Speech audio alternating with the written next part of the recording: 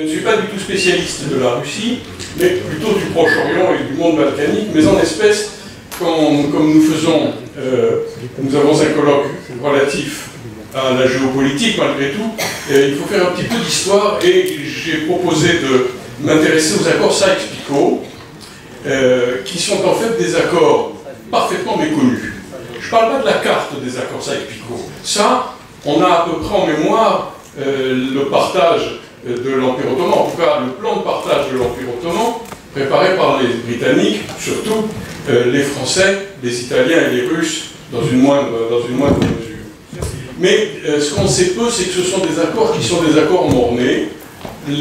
La France et l'Angleterre les ont signés en 1916, et l'Angleterre les a dénoncés en 1917. Les a pas du tout dénoncés à cause de la révolution d'octobre en Russie, les a dénoncés pour tout à fait une toute autre raison. C'est que l'Angleterre a changé de plan. Changé de plan dans deux domaines, dans deux directions. La première chose, c'est que on s'est aperçu que parmi les zones affectées à la France, il y avait la région de Mossoul, et entre-temps, on s'est aperçu que dans la région de Mossoul, il y avait du pétrole. Donc les Anglais se sont dit quand même laisser cette région-là aux Français. Dommage. Bien, c'est dommage. L'autre raison, c'est que l'Angleterre, pour protéger sa monnaie, a continué pendant toute la guerre à avoir une monnaie convertible. Alors que les puissances belligérantes, la France, la Russie, l'Allemagne, avaient une monnaie, au contraire, pour protéger la monnaie n'était plus convertible. Ce qui fait naturellement que lorsque la France ou la Russie avaient besoin d'acheter quelque chose à l'étranger, eh bien la France et la Russie étaient obligées de passer par la Banque d'Angleterre. Et la Banque d'Angleterre a commencé à être en 1917 un peu à court d'argent. Qu'est-ce qu'on fait quand on n'a pas d'argent? On va chercher des banquiers, mais en Angleterre, ils avaient déjà fait le tour de la question, ils se sont donc tournés vers les banques américaines. Et les banques américaines ont proposé, en échange d'une aide financière, de reconsidérer la question de la Palestine. Et de considérer qu'effectivement, il pouvait y avoir un autre destin pour la Palestine que d'être internationalisé et partagé entre l'influence française et l'influence britannique. Et les Anglais ont effectivement considéré que c'était une évolution qu'ils acceptaient, et nous avons eu en 1917 la déclaration de Balfour, que vous connaissez tous. Il faut savoir qu'à cette époque-là, les mouvements sionistes étaient très minoritaires en Europe, et ils étaient plus importants aux États-Unis, quoi, peu importants, mais plus importants aux États-Unis. Et il y avait aussi un petit mouvement sioniste en Europe, en Allemagne en particulier, minoritaire certes, mais qui espérait que ce serait l'Allemagne qui conduirait à un foyer national juif en Palestine. Et donc, effectivement, les Anglais se sont dit, pour que la puissance bancaire mondiale vienne à nous et ne serve pas l'Allemagne, eh bien, effectivement, il faut que nous allions dans cette direction-là. Et ça devenait complètement incompatible avec les accords Sykes-Picot, tout ça. Donc l'Angleterre a dit à son vieil allié, la France, auquel elle a toujours été très fidèle, ben écoutez, on va changer d'avis. Donc nous allons renégocier ces accords. Et c'est ce qui s'est produit. En 1917, vous savez qui était le président du Conseil? Clémenceau. Clémenceau, on le sait peu, parlait couramment l'anglais. Il a vécu des années aux États-Unis et avait même une épouse américaine. Donc il a d'ailleurs très maltraité, mais enfin, c'était un autre sujet. Et Clémenceau est donc allé négocier lui-même à Londres, en anglais, avec Lloyd George, avec Grey, le ministre anglais des Affaires étrangères, et il a cédé sur tous les points que lui ont suggérés les Anglais. Il a cédé sur Mossoul, il a cédé sur la Palestine en disant « je ne veux pas être le sacristain du pape en Terre Sainte ». Bon, pas sur les détails, donc il a cédé sur tout. Et ces accords sont mornés pour ces raisons-là. Ils ne sont pas entrés en vigueur. Alors ça ne veut pas dire qu'il n'y ait pas eu un plan de partage, mais ce plan de partage a été le résultat en réalité du mandat de la Société des Nations, qui reprend certains éléments effectivement des accords Sykes-Picot, mais escalité des accords Sykes-Picot, ils ne sont pas entrés en vigueur. La France n'a pas pu prendre pied dans de certaines zones, donc la région de Mossoul, a essayé de prendre pied au Kurdistan, Sans succès, nous avons continué la guerre avec la Turquie kémaliste jusqu'en 22 ou 23. Bon, je passe sur la question.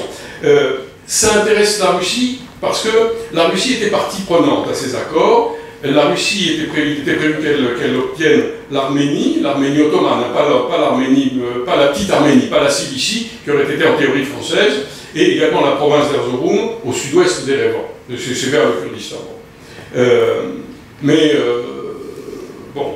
Alors, il faut voir qu'il y a eu un renversement d'alliance du jeu d'Angleterre. L'Angleterre a toujours comme politique l'équilibre européen. Et cet équilibre européen, ça a été d'abord contre la France. Mais la France a fait profil bas après 1815, et donc l'Angleterre s'est rendu compte que la puissance allemande n'était pas encore émergente, l'ennemi c'était la Russie. Parce que la Russie gagnait les guerres russo-turques vers les mers chaudes, et que, je passe sur la première, la première guerre de Crimée, qui est en fait celle de 1774, et le traité Küçük-Kainarcı qui a reconnu la possession de la Crimée par la Russie au détriment de l'Empire ottoman cette fois-ci, et non au détriment d'une quelconque Ukraine. Bon, l'Angleterre devient frontalière de la Russie sur la route des Indes, l'Afghanistan en particulier, et l'Angleterre a même fourni des bateaux de guerre à la marine japonaise contre la Russie. Donc c'était ça l'ennemi, c'était l'ennemi.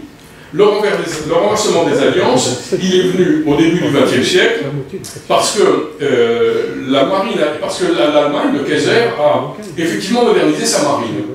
Il y avait, là j'ai besoin de regarder mon papier, des bateaux à voile dans la marine allemande en 1871. Il y avait 4000 vaisseaux de commerce en 1900 qui marchaient au pétrole. Ça, pour l'Angleterre, c'est grave. Donc effectivement, c'est une nouvelle puissance économique, il faut changer les alliances. Et donc il faut aller chercher, pour abattre la puissance allemande, des alliés qui étaient autrefois les ennemis, la Russie et la France. Bon, je passe sur la question, la guerre de Crimée, choses comme ça. Bon.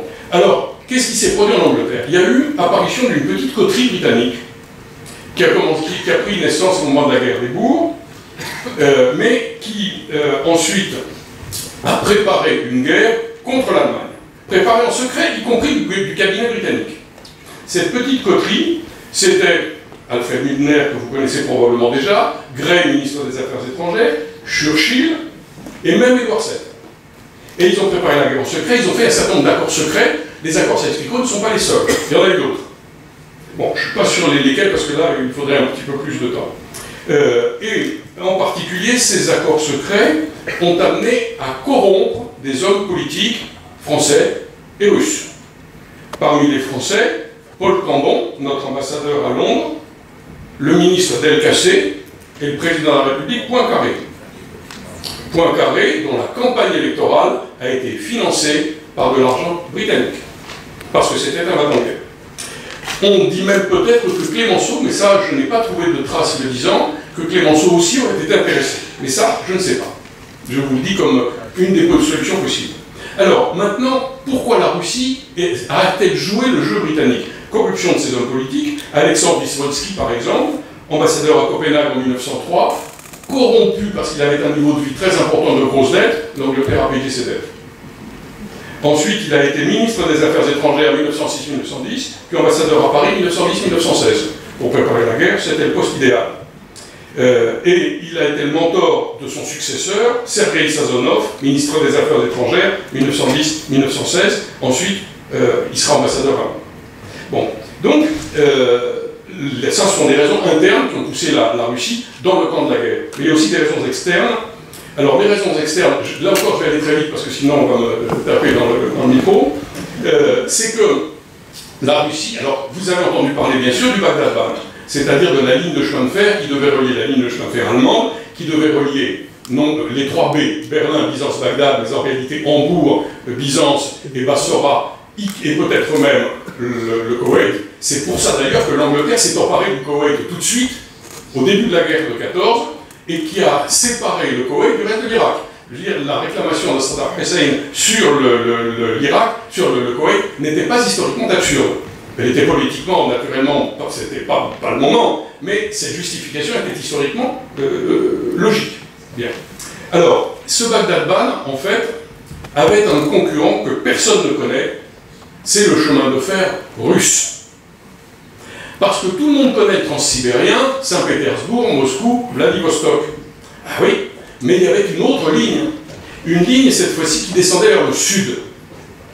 Et cette ligne qui descend vers le sud, la carte, il n'y a pas beaucoup de cartes, j'ai trouvé la carte, je l'ai mise en photo sur mon téléphone si vous voulez la regarder ensuite, mais je n'ai pas pu l'agrandir.